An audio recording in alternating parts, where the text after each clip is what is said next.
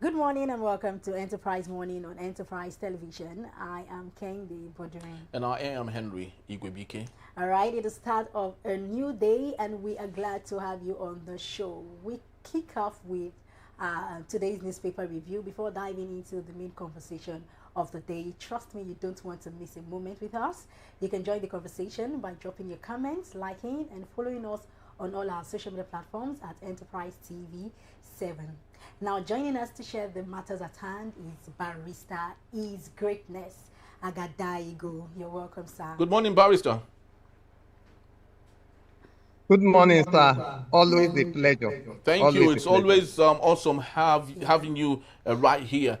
And we would love to start with our newspapers. And just before we crisscross to our main conversation also for today. But the first daily on our desk is coming from the Guardian newspaper.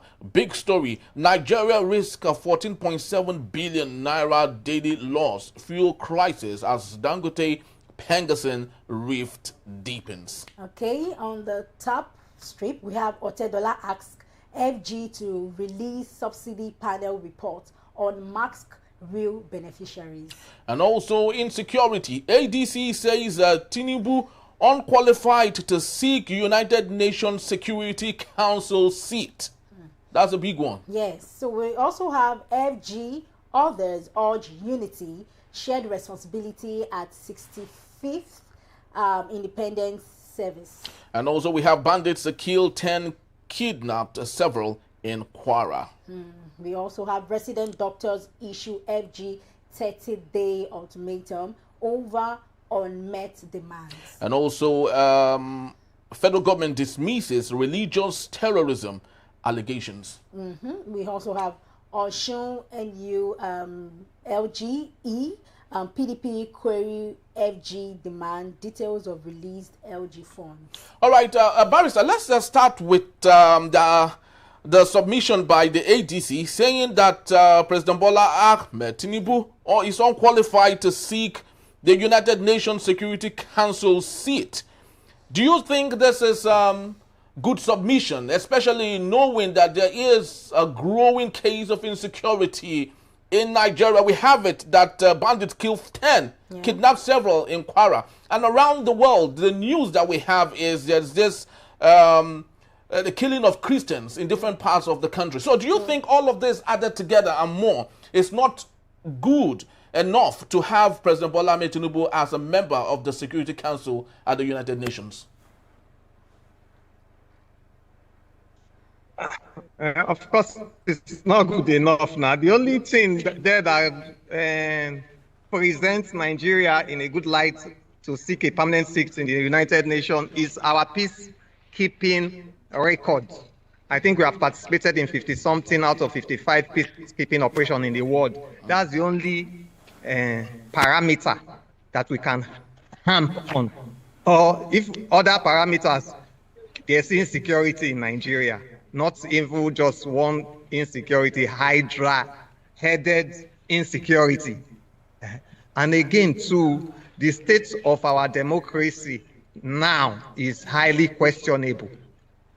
And I want to even believe that even the president does not even have that faith, because put your mouth where your money is a very popular advert. He doesn't have the faith that will get it. That's why he did not go himself. He was not ill.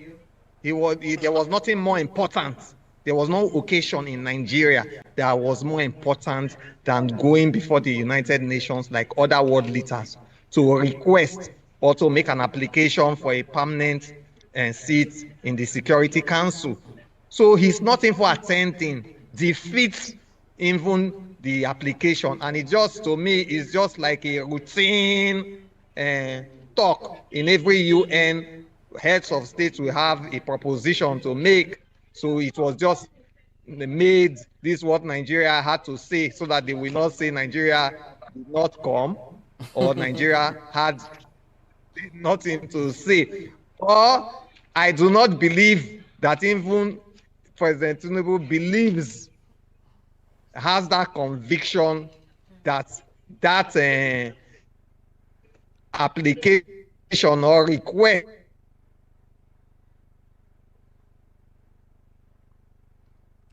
Are you there, barrister? Are you still there? All right, I think we're having a bit of a network glitch there. I was still ruling, pursue this agenda. We'll have faith that Nigeria is making serious. There's a difference between making serious efforts and making casual efforts just for making sake. And to me, that is what the proposition made by his representative was just all about. It was not a serious engagement. So he was just there to fill in. So he was just there to fill in the blank space. It's not that it was of any relevance to the meeting going on in the United Nations. Is that what you're saying, barrister? You remember that, for example, let me take you on. When South Africa wanted to host the World Olympic, if you remember very well, they had to even bring Nelson Mandela from retirement to key in, to convince the world that South Africa was worthy of pursuing that engagement. Because, of course, you know, Nelson Mandela was not just a former president of South Africa, but he's a global icon, global leader, yeah. Global ambassador. Then you want to pursue something that is even bigger than hosting Olympic, then you send your vice president to be the one to make the postulation, to make that presentation. It means that even before the request was made, is what we lawyers refer to as it is dead on arrival. It is dead on arrival. It's dead on arrival. That's my submission. All right. Thank you very much. Yeah. Okay, just this question. Could victims of insecurity sue AG for prioritizing UNSC constitution, UNSC ambition over domestic safety? Did you get the question? Barrister, did you get the question? Yeah, I come again. Okay. I didn't get that. The question is, could victims of insecurity sue FG for prioritizing UNSC ambition over domestic safety? Why would they sue them for that? If they want to sue them, of course, you know that section 14(2)(b) states clearly that security and the welfare of citizens shall be the primary purpose of government. It's clear. Even the state is non-justiciable, but that is still an ongoing engagement. Because if you're actually in government, and of course we know that for now, the apparatus of security in Nigeria lies in the hands of the federal government, who appoints the Inspector General of Police, and the Nigerian Police Force is the lead agency in terms of internal security of the nation. So they have that responsibility to put in place measures to ensure safety of lives and properties. So even in my own estimation as a lawyer, is that provision has now over time become justiciable. Has become justiciable because the business of government is a serious business. And it must be a business for serious businessmen, not bystanders, not the inexperienced, not just people who have ambition, not just people whose only credentials is that they were born by parents who are citizens of Nigeria. That is not enough. It must be people who have been properly oriented, properly prepared, who have proper set out vision in order to make lasting impact in the Nigerian project. So based on that, you can be held accountable. It's just that in Nigeria, like I said in our last engagement, I believe 2 weeks ago, we Nigerians are very docile. Or we ought to be up and doing. At least, thank God, we have 2 years before election to be able to set a template for whoever wants to come and govern us in 2027 and beyond. we must be ready to hold politicians and public officers accountable to their to their to their campaign promises. Their campaign promises must be their bond. Your word must be your bond. It must not just be gimmicks or rituals that must be said or heard. How many of us have even taken time to even list out the president Tinubu's campaign promises line by line and hold him to account during his public engagement? How far have you gone? See where you are, and you said you'll be here. Why? Nobody's holding anybody. In fact, many of us, we may have even forgotten about campaign promises. If you remember in 2015, Muhammadu Buhari defeated former President Jonathan was because of the reason of insecurity. Also, unfortunately, and most unfortunately, is under his tenure as a experienced former general in the Nigerian army, insecurity worsened. It became hydra-headed, and it spread from where it was restricted to which was the northeast, round about the entire country. Round about the entire country.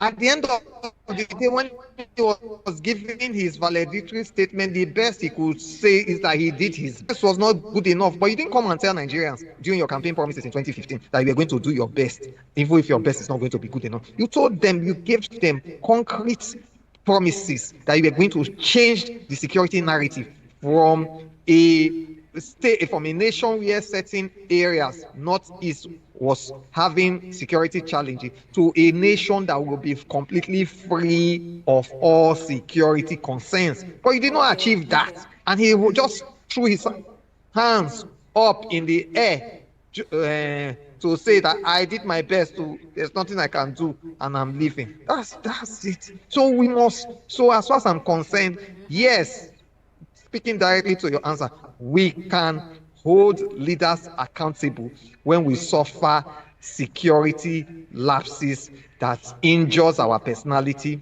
that deprives us of our resources, and puts our personal properties in harm's way. Yes, we can, and yes, we should. Okay. Thank you so very much, Barrister. Now let's move to the Vanguard newspaper. We have big story: toxic harvest, hazardous pesticides harm food production and exports, and that's coming from experts. Okay, we also have federal government wades into Dangote Pegensan face off. All right, no genocide against Christians in Nigeria. That's coming from the federal government. We also have Jonathan, I will contest return to Aso Rock in 2027 on PDP ticket, Jerry Ghana. All right, and we equally have INEC disclose details of selection process for Yakubu's successor. Serap tells Tinubu. Okay, we also have Nigeria suffering bleeding at 65. Raf Obioha. All right, Barrister, let's take a look at the selection of the new INEC chair. Professor Mahmoud Yakubu is currently on leave right now, which means his office term is over. By next month, we would have a new INEC chair. Civil society organizations are telling President Bola Ahmed Tinubu to disclose how he intends to nominate, select, appoint who will be the next INEC chair. The big question is, I understand that the Constitution 1999 as amended provides for the president to select or nominate who becomes the INEC chair. But don't you think this is disservice to democracy? Because President Bola Ahmed Tinubu is part of those contesting. If he selects who becomes the INEC chairman, don't you think invariably the INEC chairman would work for him, which defeats democracy? What's your submission, please? My submission is simple and plain. You are 100% correct. If he decides to act like a politician, you know, when you are a president of a nation, you have two choices. to either act as a politician to serve narrow and self-serving interests, or act as a statesman where your driving force, your driving motivation is the overall interest of the nation. And that will be your legacy, what you will be remembered for. So yes, the Constitution clearly gives the president the discretion to nominate a candidate or for the position of INEC chairman, subject to the confirmation of the Nigerian Senate. Yes. And the Constitution also provides criteria under which these candidates will be selected. Number one, he should not belong to a political party. He should be a person of well-known integrity. He should be a person who is capable of acting not only decisively but acting fairly to all the parties concerned, and somebody who will command the confidence of the generality of Nigerians. So those criteria are well laid out. So it now behoves, since we have not been able to carry out any amendment, it now behoves on President Tinubu to toe the path of former President Goodluck Jonathan, who, to the risk of his being able to secure a second term, selected a candidate and a person who was shown, who was demonstrated and generally accepted as a person of proven integrity to the generality of Nigerians, not minding his personal and political bias. And this is the same challenge that has not been thrown on Tinubu's feet. And I just hope that he will rise up to show statesmanship and leave myopic consideration to act for the interest, for the overall interest of the Nigerian populace. But Barrister, given so it's just like, yes, for example, but Barrister, now, given the tendency, given the way the president has played politics in the last 2 years, remember what happened with state of emergency in Rivers State, which was really unnecessary, and given other ways he had played politics. In one of his address, he said that his party should wipe other parties clean. Yeah. So do you really think that the president has got that statesmanship, like you rightly said, to select the right person that would be for Nigerians and not just for his party's sake? Well, like you said, like you rightly said, given his pedigree and given the way his appointments have been, the direction they have been tailored to, if I want to assess based on that, I will say that I will not expect the INEC chairman that he will nominate to meet even the criteria provided by the Constitution, not to talk of meet the general expectations of Nigerians. I will not expect that. But what I'm saying, looking over and beyond that, because people are bound, change is dynamic, are bound to surprise people. They can act in ways that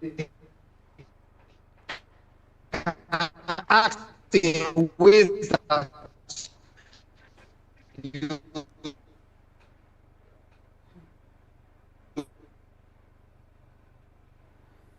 do not expect them to. Okay.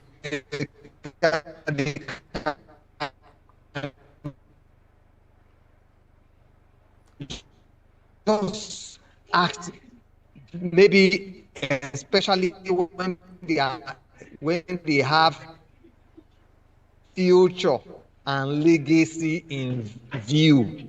Future and legacy in view. What is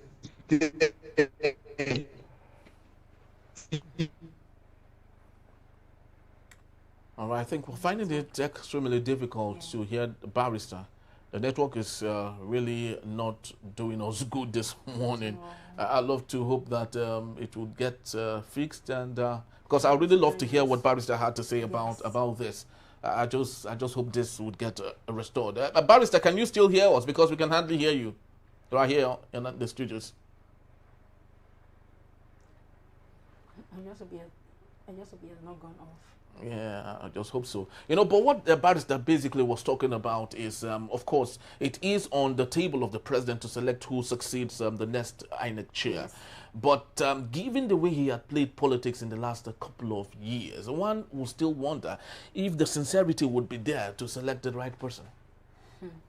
Well, I would say if, you know, we all know, or some of us know our president as he's a very good politician and he knows how to play the game so well. So because Barrister was even saying that even if he wants to bring in someone, the person should not be a statesman, like the person should not belong to any political party. Yeah. So I would even suggest the same, because I feel that if the person is a neutral person, just come in as a neutral person, then I mean it's not going to, there will not be this bias, everything's going to be objective, and you know, when we've been able to select that INEC chair, I think the election will go on smooth. You know, and it will even also give citizens, Nigerians, to give us this, you know, this was ginger. It will ginger us to, okay, since we don't have the regular person, we'll hasten up, we want to do it, we want to vote, right? Very, very, very true. Yes, so I think I'll just go with his what Barrister said. Yes. And I just hope we have a neutral person, because it's going to really do us good. So good. Yes. Barrister, are you still there? Are you still there, Barrister? All right, so while we get that fixed and possibly get him yet again to talk to us, I think it's very good that we equally, look at other matters that we think it's good enough for us to have here. But just before we call it a wrap for this particular segment, I would love us to take no genocide against Christians in Nigeria coming from the federal government. What do you think about this? Well, this word genocide has really been for some countries, it has been going on for some countries, but I feel that in Nigeria, one thing we should know is I want it to be like, okay, we're all humans, right? And for the fact that I don't want to attach tribe or religion, right? So if we can come as one, in unity, and we don't just see ourselves as competitors, we just come, we're just under one umbrella. I think everything would go well. And this word, no genocide against Christians in Nigeria. Well, I would say Christians, Muslims, I would still refer to what I said. Yeah. We have one, right? So there should not be any killing, no issues. Everyone should just live freely. And even if you have this religion, you have your religion, I have my religion, then we can practice it the way we've been practicing it, right? So I think that's my take on. Yes, very well said. You can't overstate, some of these things. And that's why, for me, I love the southwest of Nigeria. And the reason, when it comes to religious tolerance, give it to the southwest of Nigeria, because you see a situation where the father of the house is a Muslim, the mother is a Christian. The father allows the mother. I think. Okay, he's back. Barrister, are you back? Can you hear us? I'm back, yes. I'm back. All right, beautiful. Well, so we lost you on that take. So can you just finish up with your thoughts just before we call it a wrap on this particular segment? So how I landed was this, that even though based on his pedigree, which you have rightly described, it shows that his appointments will continually be tailored towards ethnic coloration. They will have ethnic coloration, but this, I am hoping that in this particular instance, I'm giving him the benefit of doubt that already in Africa, democracy is seriously under threat in Africa. You can see the various coups that have happened within the shortest possible time. So people are becoming disenchanted in democratic governance, that it is not serving nationalistic interest anymore. It doesn't serve the interest of the people. It serves the interest of a few disgruntled and greedy. So he has this golden opportunity now to select a efficient, vibrant INEC chairman that will be generally accepted as a personality that is coming with a lot of integrity. So that, number one, it can deepen and enhance participatory democracy. A situation where less than the registered voters in Nigeria are less than 50% of the population. And out of this less than 50% of the population now, only less than 20% of these registered voters who are less than 50% of the population participate in voting, and who becomes who and what in our elections is completely unacceptable. It means that it's a real threat to the sustenance of democracy. So he has an opportunity to act for the sake in promotion of for the continuous survival, striving and thriving of democratic governance. That's number one. Number two, this one gives him an opportunity to act for the continuous unity of Nigeria, so that people will not become angry to such an extent that they will stage a revolution and make Nigeria to become divided. Because if people feel that Nigeria is no more serving their interests, they can decide to say, oh, no, so your tent, oh, Israel. So he has a duty to act in such a way that we enhance the unity of Nigeria. Because people have said that Nigeria in the next 10 or so number of years, it will become a failed state. So he has a golden opportunity to avert that disunity, disunity prophecy. That's secondly.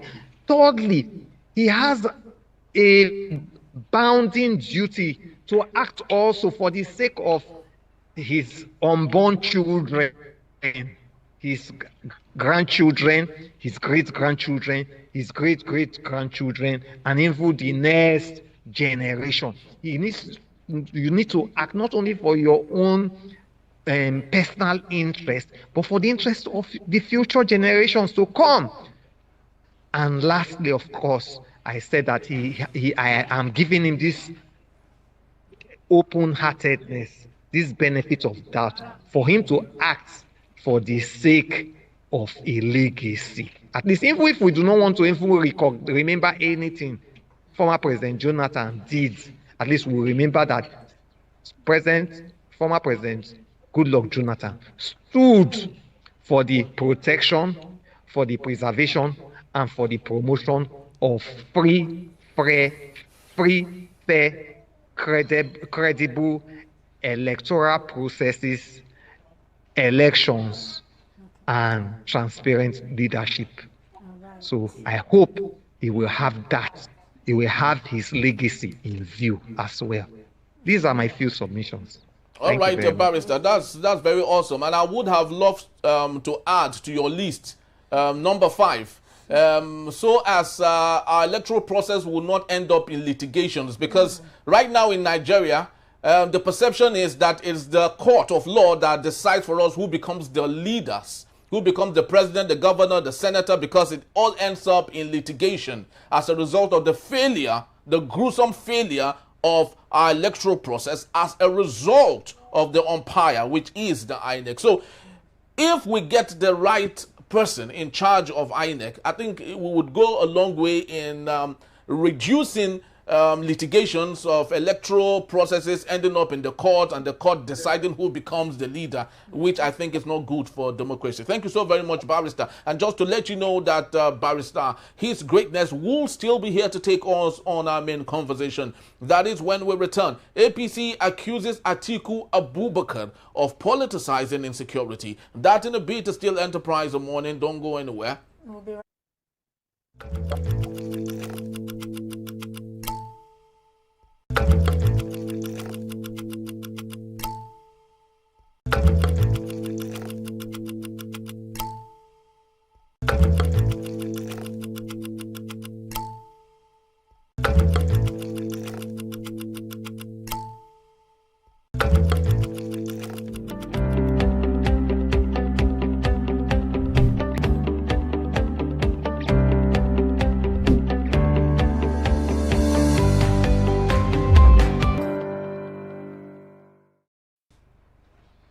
Thank you so very much for being back. And if you just joined us, this is Enterprise Morning, reaching you from Enterprise Television. Let's head straight to our main conversation for today. The All Progressive Congress APC has accused the former Vice President Atiku Abubakar and the People's Democratic Party PDP of laying the groundwork for Nigeria's insecurity, reacting to Atiku's comments on the recent terrorist attacks on Madagali, Adamawa State. The APC described his remark as politicizing grief and filled with inaccuracies. All right. The party alleged that Atiku neglected his own state while in power, failed to address insecurity, and is now exploiting security challenges for political gain. It added that his leadership failures contributed to the crisis Nigeria faces today. Reassuring Adamawa residents, the APC pledged continued support for security agencies to restore peace. And also, it also commiserated with the victims of the Madagali attack, urging citizens to remain vigilant and dismissing Atiku's comments as empty posturing. We still have with us Barrister His Greatness Agadaigo. Thank you so very much, Barrister, for hanging on. Let's talk about the submission by the APC against Atiku Abubakar. Do you think it is okay, or are they just casting blame on where blame shouldn't be in the first place? To me, I feel that, you know, when you fail to do what you know you ought to do, and it's apparent to all that you have failed, then you look for those who you give a bad name to hang them. That's just what it is. Because for Atiku was in government from 1999 to 2007, and that is 18 years ago. 18 years ago. So if a government who came in 2 years ago and whose party has been in governance for 10 years is now blaming an individual who was in governance as vice president 18 years ago, it shows clearly total failure, and we now know why we are where we are. It shows incompetence. It shows that they cannot even properly deconstruct the issues as they are, as can be seen clearly. So you left.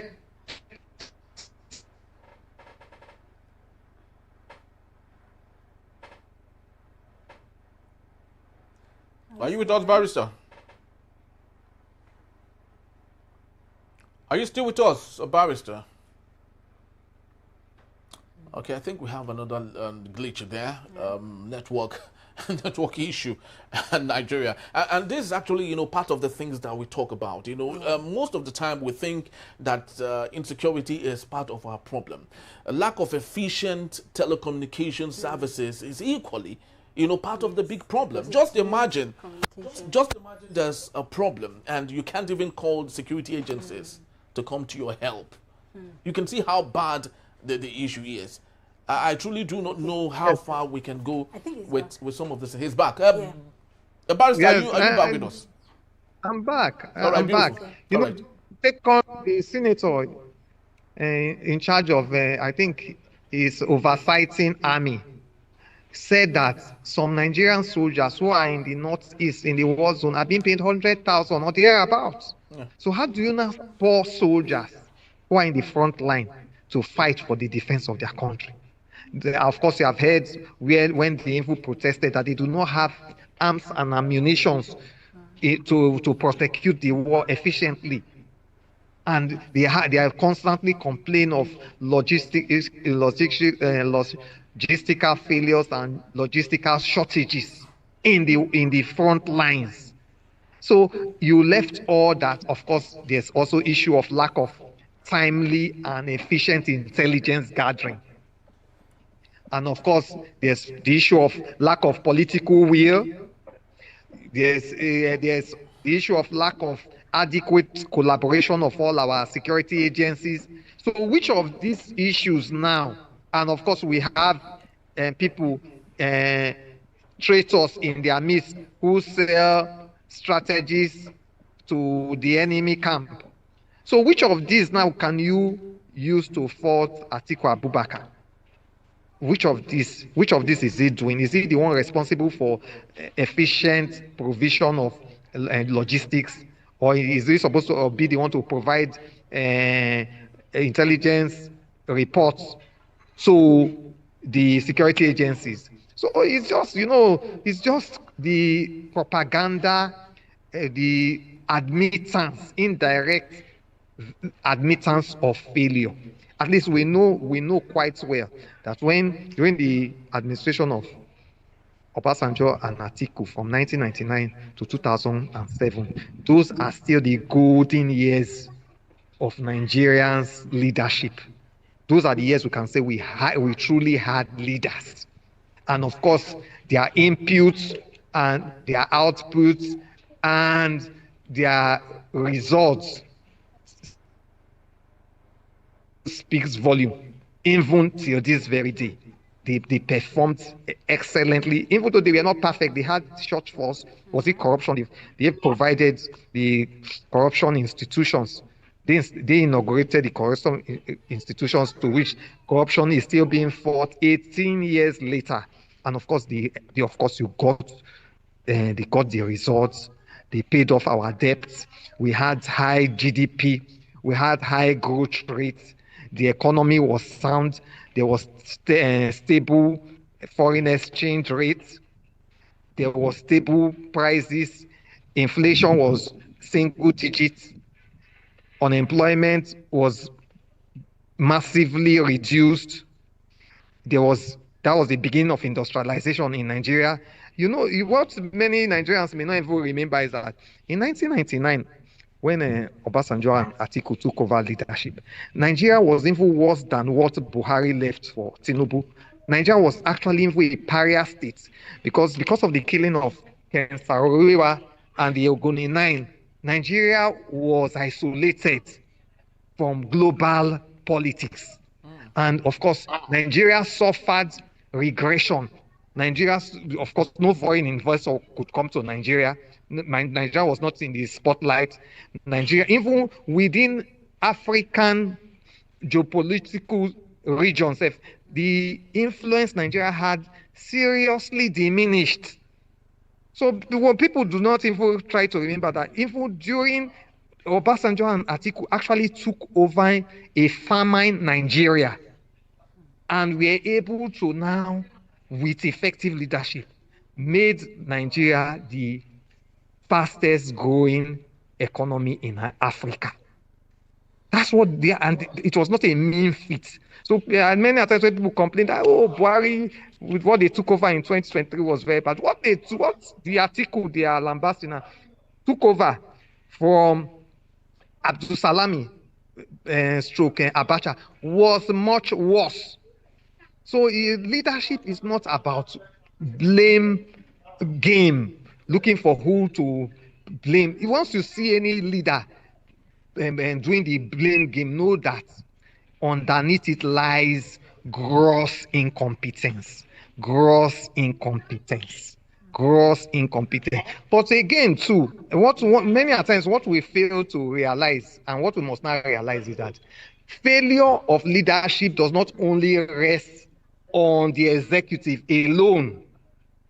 For there to be a failure of leadership, it means that the executive arm of government is failing, the legislative arm of government is also failing, and the judiciary, which is supposed to be the last resort, the hope of the common man, is also grossly failing. So these three, for there to be gross failure in any country, these three arms of government must be simultaneously failing. They must be failing at the same time.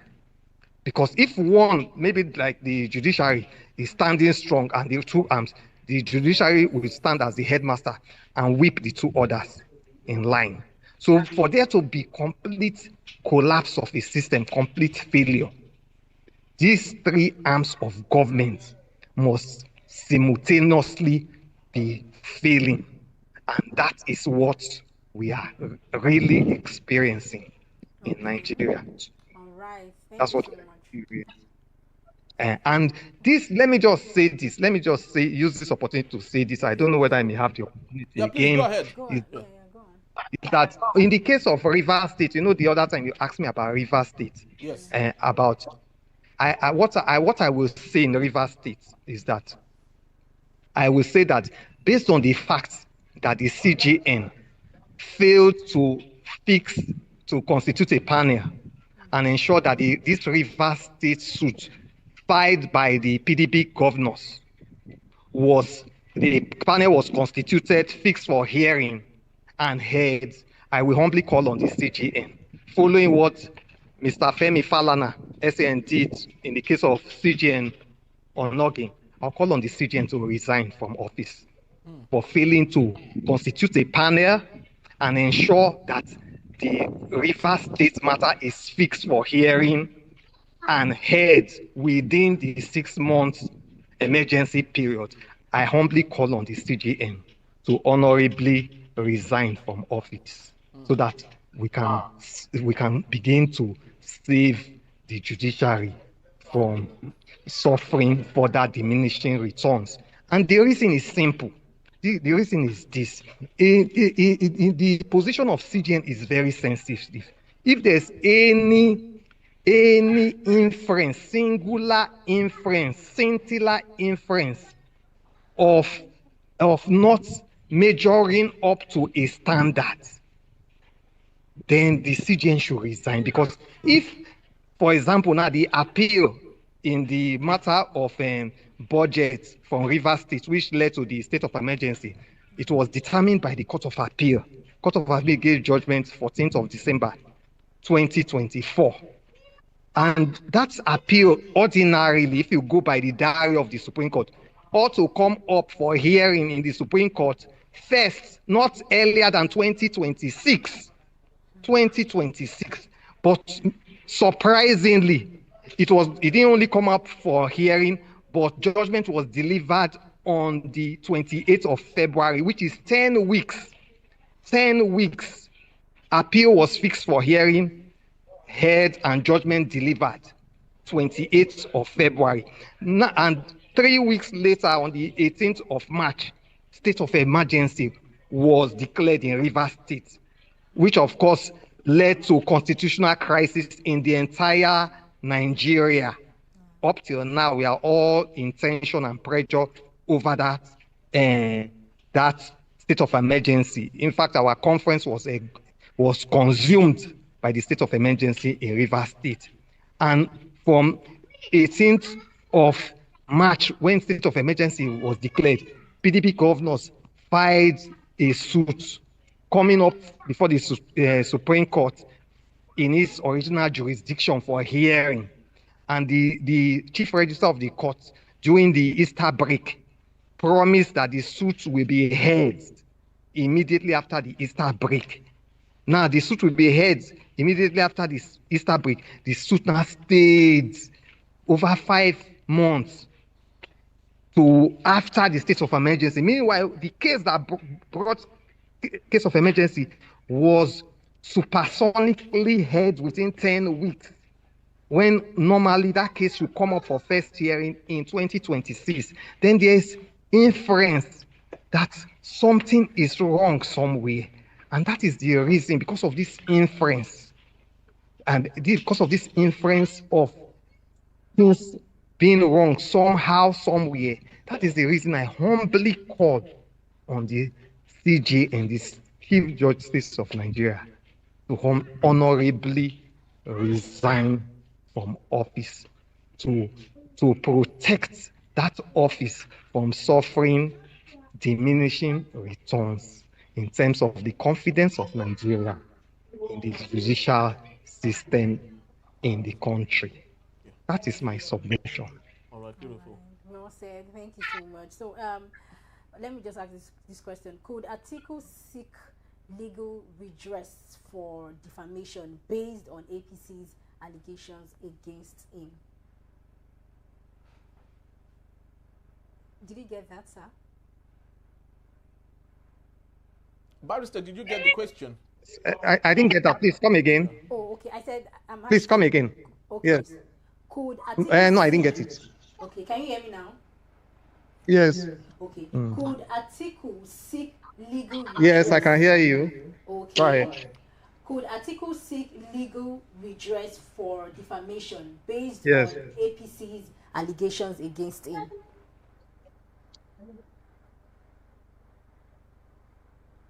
Did you get that, Barrister? Okay, yeah, he could, yes, and I, you know, many a times, even seeking legal redress is even it's being proactive. It's being proactive. Okay.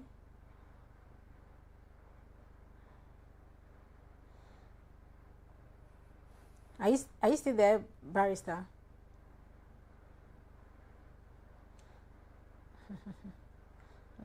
I guess the network is network is dealing with us this morning.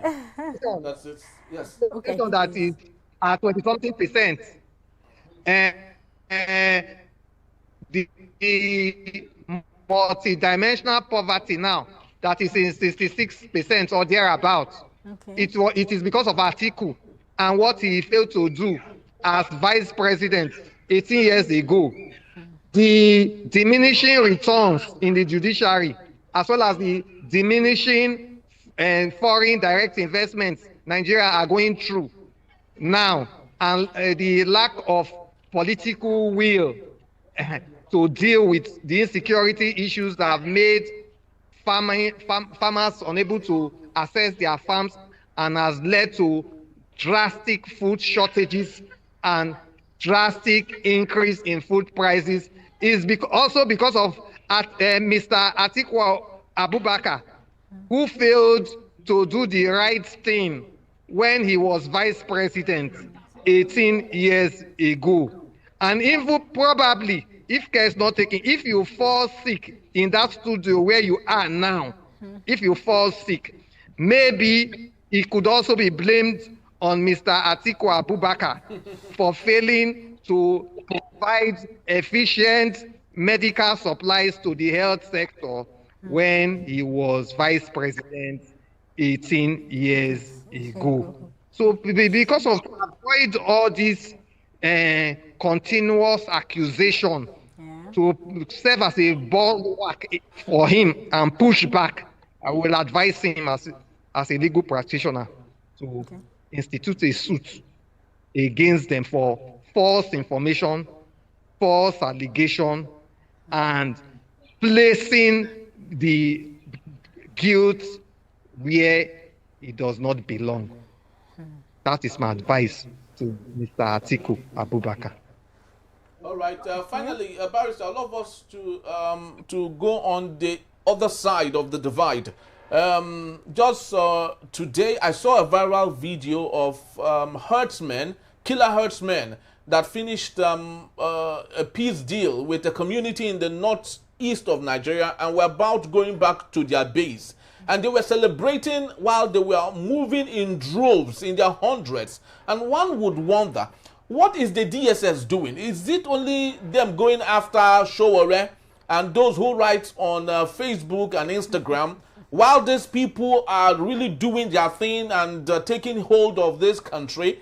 What exactly is the problem with the Nigerian Air Force not ensuring that these people are sent back to where they should be sent back to, at the same time, do the needful. So are we all playing with ourselves? Is this all child's play that we do in this country? Because these people are on social media. They show their face, but the DSS does not do anything. The Nigerian military does not do anything. What do you think is the problem? How do we get to solve it? In 90 seconds, please, if you may. Okay, the problem is lack of prioritization of scarce resources and assets. Scarce resources and assets. Our resources, our security assets and resources are scarce and highly limited. So if you choose to use these scarce resources to go after Sowore and go and check the NGOs that are providing funding for him and his anti-bad governance struggles, instead of pursuing those who are funding terrorists and the real terrorist activities, those who are funding bandits and banditry, those who are funding herdsmen. Because once you have devoted this attention to on important issues, on armed protesters, I'm sure you know that once they are on armed protests, now you see security agencies everywhere. All over. Yeah. Then it means that you have reduced the security assets that are available for you to deploy to the real security threats. That's the implication. That's the implication. So, like you rightly said, it means we are not serious with ourselves. So it needs government must now reorder its priorities and deploy security assets where they should be. That's why we are saying that even these herdsmen preventing farmers to go to farm, it doesn't take rocket science to solve it. Yeah. Carry out your priorities efficiently. Put your money where your mouth is. Put your money where your mouth is. Do the right thing. Ensure that even the resources deployed for security measures are adequately and maximally utilized. Then you will get the results you seek. You know, in our last engagement, we said that if you do the right thing and you even keep doing the right thing, then you will get the desired derivables from it. So it's as simple as that. And that's where citizen agitation comes in. And that's why I've been saying that we Nigerians, we are very, very docile. We must continue to agitate intellectually, agitate eloquently, provide the superior opinions to government consistently, so that they do the right thing and they can provide the right results. So that is my simple take on that. Thank you. Thank you so very much, Barrister. We truly do appreciate you and appreciate you every time that you come here, because you give it the way it is and you take the problem straight to where it should be taken to. We truly do thank you once more. Thank you so much, Barrister, for being here.